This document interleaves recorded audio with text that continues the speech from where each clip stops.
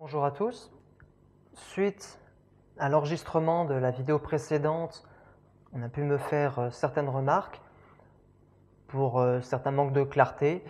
Donc, on aimerait faire à présent une courte vidéo pour juste expliquer certains points pour éviter que simplement des éléments puissent être évidents dans ma tête en termes de connexion, mais ne pas être exprimés clairement.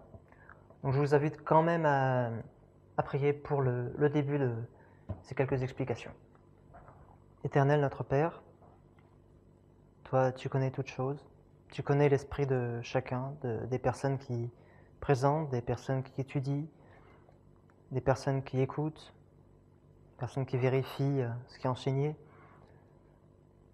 Je voudrais te demander d'être avec moi, que tu puisses me conduire pour parler avec clarté, que les zones d'ombre puissent s'éclaircir et que tu puisses aussi éclairer chacun ensuite dans ses études, mais que ce moment puisse permettre de clarifier certains points. Et que toute gloire, bien sûr, soit rendue à toi et à toi seul. C'est en Jésus que nous te prions, Père. Amen. Donc, si on reprend le fil, on avait eu deux présentations au début pour montrer la connexion entre la loi du dimanche et le message des trois anges. Pour montrer que si on change l'un, on change l'autre, car elles sont étroitement liées, c'est le même thème. La loi du dimanche, c'est l'action faite par le faux prophète. Le message des trois anges, c'est le message qui est donné en réponse par le peuple de Dieu, donc en réponse à la loi du dimanche. C'est comme le combat qu'il y a entre Élie et les prophètes de Baal et d'Astarté. Il ne s'agit pas que l'un fasse descendre de l'eau et l'autre fasse descendre du feu. Ils étaient sur le même défi, sur le même terrain. Ensuite, on est allé voir qu'il y a un argumentaire qui est emmené pour dire que la loi du dimanche de notre génération ne serait pas sur la question du sabbat. Cet argumentaire est basé sur Dons spirituels volume 1, mis en contraste avec Tragédie des siècles, pour dire que dans cette époque, les événements externes étaient sur le dimanche, mais qu'à cette époque, c'était sur l'esclavage. Et donc pour dire, si la ligne alpha de l'adventisme était sur l'esclavage, il n'y a pas de raison de penser que la ligne oméga, à notre époque, soit sur la question du dimanche, qui ne serait qu'un modèle de deuxième ou troisième génération de l'adventisme. Donc, la logique employée était donc de dire que les péchés existaient depuis 1419, quand l'esclavage a été introduit, 1619, quand c'est introduit aux États-Unis, merci, et que donc ce péché de l'esclavage continue toute la période, qu'il y a un décret unique passé en 1850, si vous ne le savez pas, donc ce décret ordonnait aux personnes, et même si ça visait surtout les États du Nord, parce que des esclaves, donc fugitifs, fuyaient leur maître des États du Sud et fuyaient pour avoir du recours dans les États du Nord. Et donc là, il y a eu une loi qui disait qu'il fallait restaurer ces esclaves à leur maître. Et Ellen White avait dit pour les adventistes, il ne fallait pas respecter cette loi, c'était contraire à la loi de Dieu. Et donc on avait une loi qui était contraire à la conscience et qui donc a cet attribut similaire à la question d'imposer l'observance du dimanche, puisque c'est contraire à la loi de Dieu. Et qu'ensuite, quand la guerre civile est arrivée, Ellen White parlait non pas des plaies, mais elle parlait de la guerre civile comme étant un châtiment sur le Nord et le Sud pour l'esclavage et le Nord pour l'avoir toléré aussi longtemps. Elle disait que Dieu ne permettrait pas au Nord d'avoir une victoire trop rapide, parce qu'il fait que cette guerre soit aussi un châtiment sur eux qui ont laissé faire pendant tellement d'années. Donc même, elle ne fait pas l'équation les 7 plaies égale la guerre civile, mais il y a bien une relation de causalité entre l'esclavage et la guerre civile.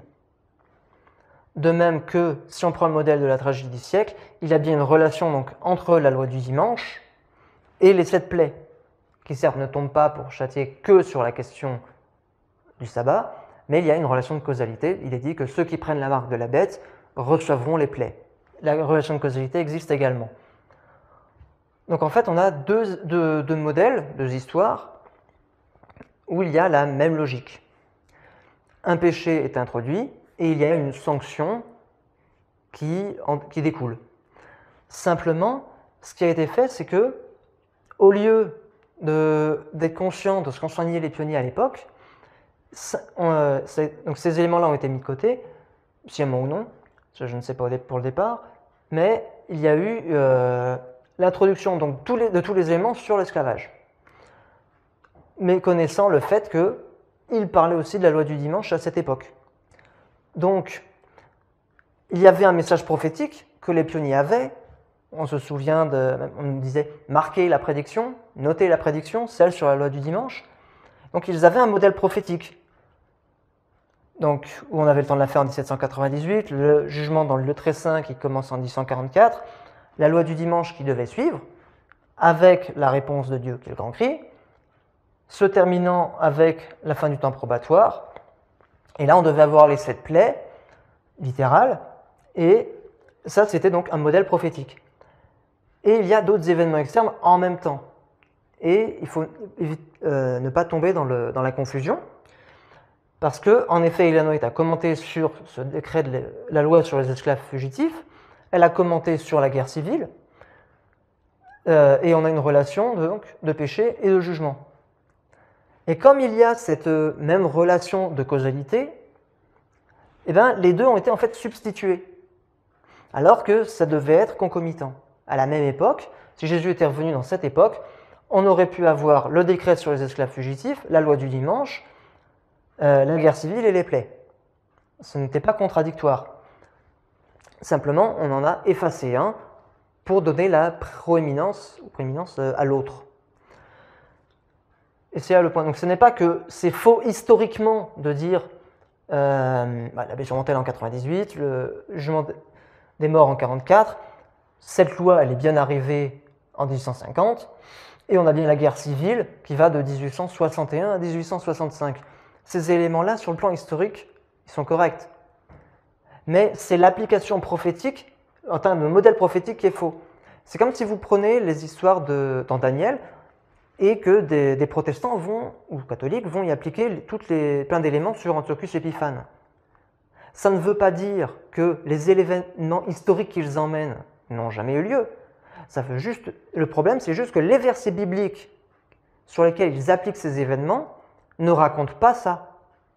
Donc là, la prophétie avait un modèle de fin des temps avec Apocalypse 13 et Apocalypse 14 sur le thème de la loi du dimanche, mais ça n'empêche pas qu'il y a d'autres événements qui se déroulent en parallèle. Et donc c'était le point que je voulais clarifier, montrer en quoi c'est faux et qu'est-ce qui est faux de qu'est-ce qui est juste. Parce qu'il y a un mélange de vérité et d'erreur. Donc historiquement les événements sont bons, c'est leur instrumentalisation qui n'est pas bonne. Voilà. Et c'est lié, la confusion vient du fait qu'il y a une relation de causalité qui est identique. Simplement, si vous commettez... Dieu a pu exercer dans l'Israël ancien différents jugements. Il y a un péché, il y a une sanction, on peut le voir quand ils errent au désert, quand ils se rebellent, ils ne veulent pas de la manne, il y a des serpents brûlants qui viennent. Il y a eu différentes étapes comme ça. Mais tous les châtiments ne sont pas équivalents à l'ordre d'errer 40 ans au désert ou ensuite les 70 ans de captivité à Babylone. Les 70 ans de captivité à Babylone ne sont pas équivalents à chaque fois qu'une armée ennemie venait attaquer les enfants d'Israël dans le temps des juges. Ce n'est pas équivalent. Mais il y a la même relation de causalité, transgression, châtiment. Cependant, on n'avait pas la déportation. Tous les éléments, on peut avoir une dynamique qui est identique, mais ça ne veut pas dire que les éléments sont équivalents ou sont les mêmes. Donc voilà pour ce point, c'est-à-dire qu'on a l'histoire en externe, mais on avait le modèle prophétique, et il ne faudrait pas le passer sous silence ou l'ignorer. Le deuxième point, on a reparlé donc de 1 Jean, et il y a certains points que je n'avais pas mentionnés. Donc, déjà, vous pouvez bien entendu lire l'ensemble du chapitre, enfin du livre de 1 Jean, la lettre, et vous pouvez voir certains éléments. Alors, il y en a qui sont plus flagrants que d'autres, mais j'aimerais vous en souligner certains. Donc, on a au verset 7, 1 Jean 4, pour le chapitre, 1 Jean 4, verset 7. Bien-aimés, aimons-nous les uns les autres, car l'amour est de Dieu, et quiconque aime est né de Dieu et connaît Dieu. Celui qui n'aime pas n'a pas connu Dieu, car Dieu est amour. Ce qui va dans le même sens de ce que dit Ellen White, c'est il faut d'abord naître de Dieu pour pouvoir aimer. Ce n'est pas celui qui aime son prochain naîtra de Dieu, c'est celui qui est né de Dieu qui peut aimer son prochain. On a aussi le verset 18. Nous savons que quiconque est né de Dieu ne pêche point, mais celui qui est né de Dieu se garde lui-même et le malin ne le touche pas. Donc on a une relation donc, de causalité, d'ordre. C'est d'abord on aime Dieu, on est de Dieu, on est une nouvelle créature, et à partir de là, il nous est possible d'aimer notre prochain selon Dieu.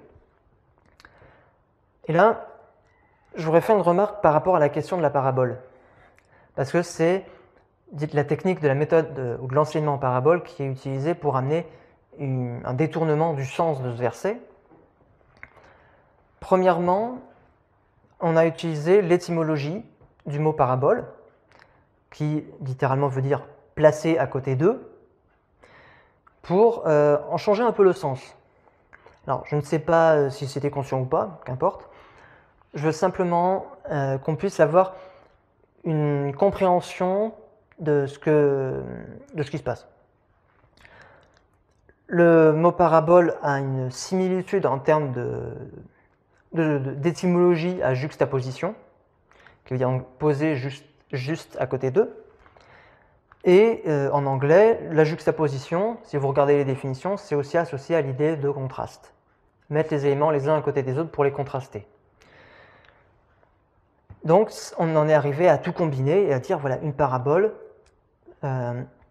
c'est fait pour comparer et contraster deux éléments.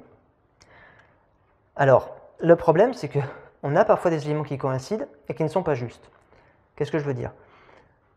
Dans beaucoup de paraboles, on a deux éléments qu'il va falloir comparer, comme les vierges sages, les vierges folles, enfin contrastés plutôt ici. On a donc l'ivraie et le bon grain, et beaucoup de paraboles ont ces deux éléments, deux groupes. Les deux catégories d'adorateurs sont illustrées. Donc on peut se dire, oui, c'est cohérent que dans la parabole, c'est-à-dire ces deux éléments, ils sont placés l'un à côté de l'autre et on les compare et on les contraste.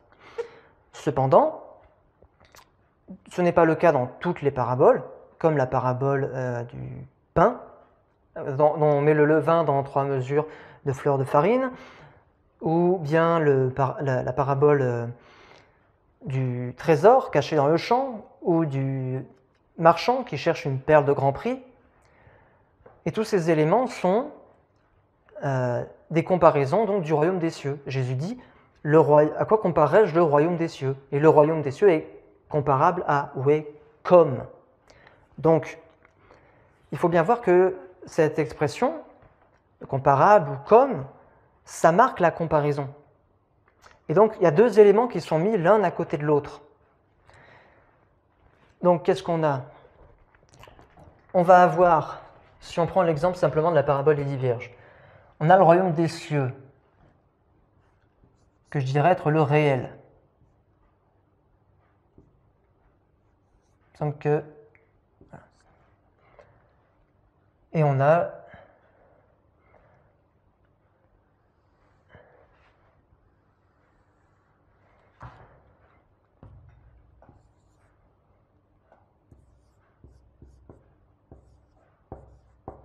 cinq sages et 5 folles. dans Matthieu 25. Et Dieu nous dit, à quoi comparais-je le royaume des cieux?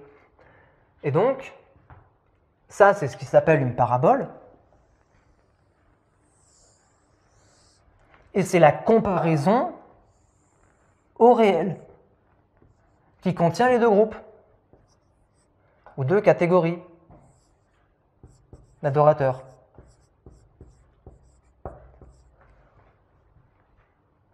Donc qu'est-ce qui est comparé à quoi?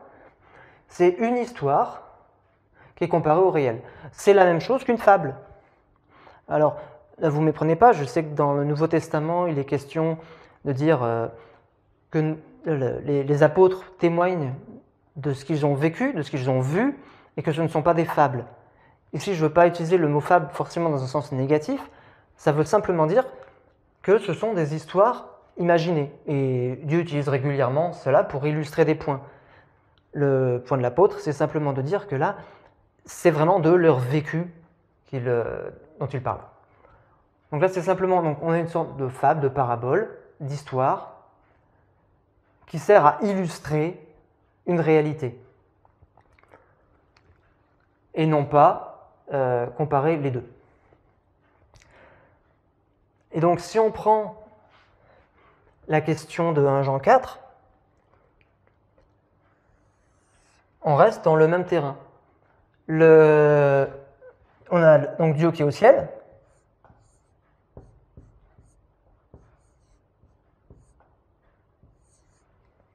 On a l'homme qui est sur terre.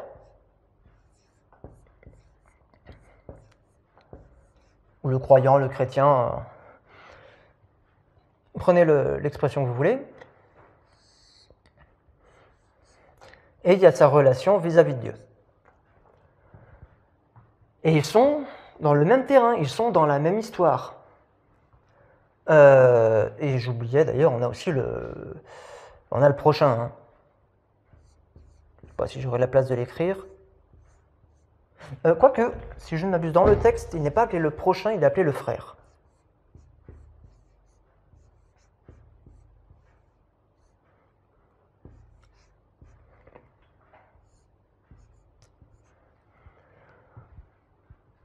Donc ça, c'est une histoire. Tous ces éléments appartiennent au même plan. De même que quand on prend dans le réel les deux catégories d'adorateurs, si on prend le cas, par exemple, du veau d'or, on a les Lévites qui refusent d'adorer le veau d'or et les autres qui choisissent de l'adorer. Mais ils appartiennent au même monde. Ils sont dans la même relation. Tandis que les sages et les folles, dans Matthieu 25, appartiennent à la même dimension. Elles sont au même plan. Elles sont dans la même histoire. On ne va pas créer une relation de causalité directe entre le réel et la parabole. On ne peut pas dire que des gens ont adoré le veau d'or parce qu'ils n'avaient pas d'huile. Ça n'a pas de sens. Quand on fait une comparaison symbolique, ça a du sens, mais on ne peut pas le prendre au littéral. On ne va pas tout croiser. Chaque élément appartient à sa bulle, à sa sphère. Et un Jean, il a la même chose. Et là, qu'est-ce qu'il y a à l'intérieur? Ce n'est pas une relation de homme littéral à Dieu spirituel. Ce que Jean exprime, c'est comment est-ce qu'un homme peut prétendre aimer son frère alors qu'il n'aime pas Dieu? Ou comment un homme peut prétendre aimer Dieu alors qu'il n'aime pas son frère? C'est plutôt ça. Donc on est dans une relation de chercher de la connaissance, à comprendre une relation de causalité, des preuves. On cherche de l'information. Lui, il ne peut pas voir Dieu, il ne voit pas directement comment l'homme se comporte envers Dieu, sauf bien sûr s'il est blasphémateur en public, etc. Mais ce qui est facilement visible pour nous sur Terre, c'est la relation qu'il y a entre l'individu et son frère. Donc on est dans une relation ici de causalité, mais ici d'information. Quand vous êtes en chimie, parfois vous mettez ce qu'on appelle un révélateur dans un tube à essai, vous recherchez la présence d'une molécule. Et si jamais elle y est, il se peut que le liquide prenne une couleur. Mais en réalité, ce n'est pas la couleur qui vous intéresse. C'est la présence de ce qui est invisible, la présence de la molécule que vous cherchez. Ou pour le dire autrement, Imaginons quelqu'un qui rentre dans sa maison. Ce qu'il voit en rentrant,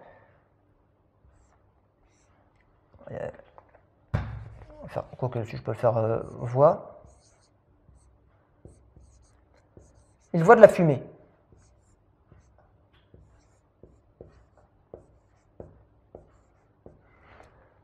Quelle va être sa déduction?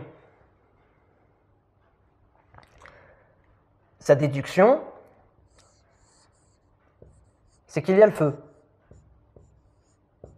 Mais le feu peut être dans une autre pièce. Il sait qu'il y a du feu parce qu'il voit la fumée, même s'il ne voit pas le feu.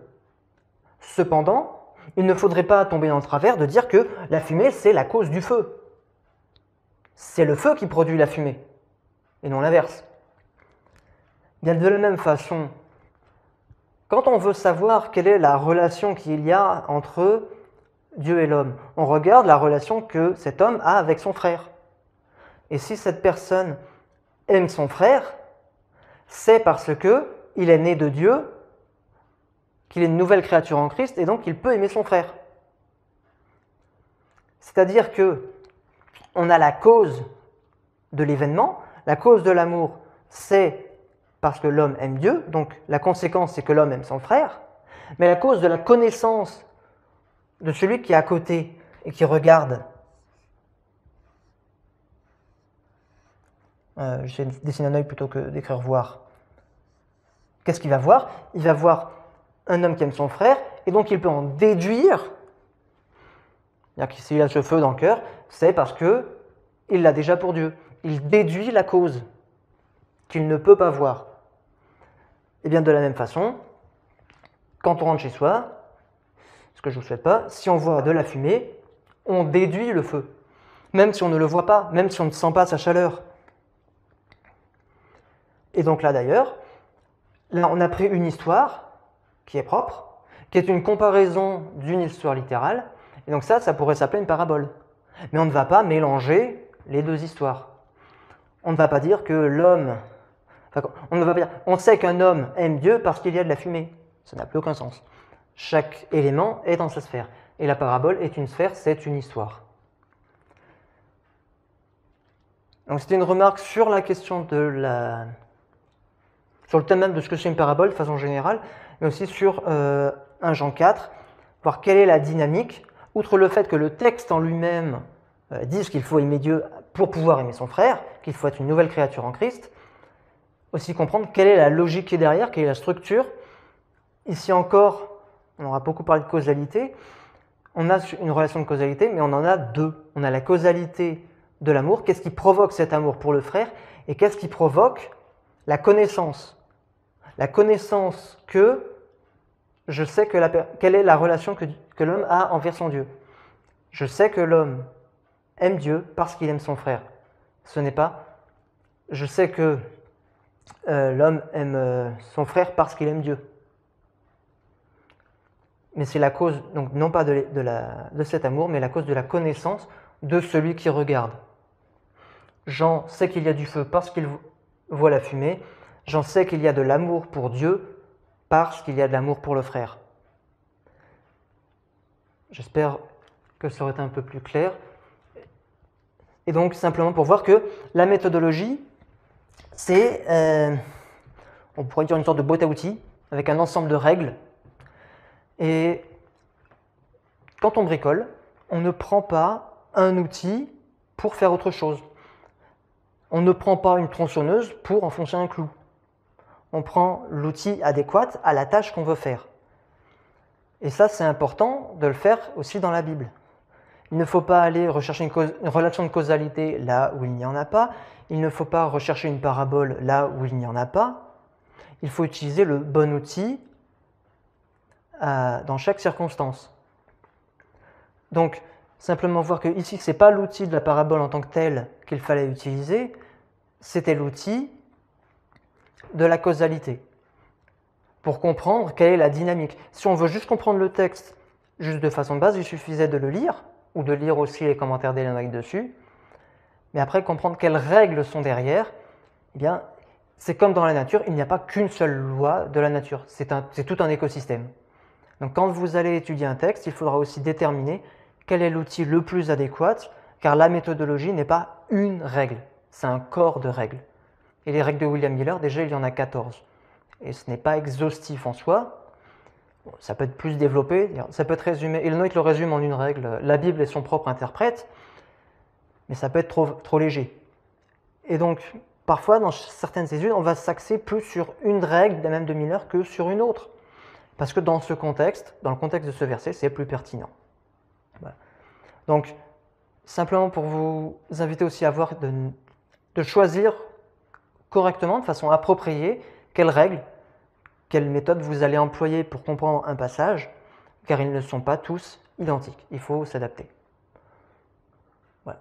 J'espère que ça aura aidé donc, à clarifier le point donc, sur la démarche en ce qui concerne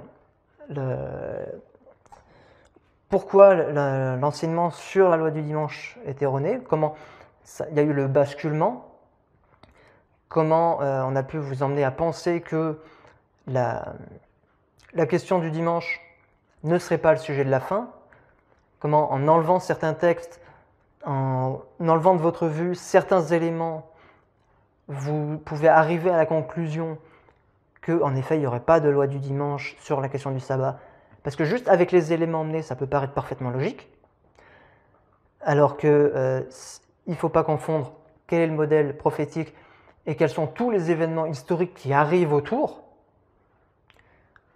Et de l'autre côté, donc, aussi la question de la méthode, des règles d'étude, du choix de la règle à utiliser dans le contexte quand on étudie un verset. Et si vous avez un doute, allez voir si Ellen White a déjà un commentaire dessus pour que vous puissiez voir comment, en utilisant les règles d'étude, arriver au même résultat. Ça peut vous aider. C'est un petit peu comme quand on a un exercice de mathématiques dans un livre, on fait l'exercice, on compare avec le résultat, on voit qu'on s'est trompé, et bien on recommence jusqu'à ce qu'on arrive au bon résultat. Voilà. Donc je vous propose de conclure par la prière et j'espère que ça vous aura aidé. Éternel, merci pour ce moment. J'espère qu'il aura été utile. Puisses-tu conduire chacun dans l'étude. Tu sais que ta Bible est vaste, ta parole est vaste, il y a beaucoup de choses à voir. Et beaucoup de personnes peuvent aussi se sentir découragées à différents niveaux.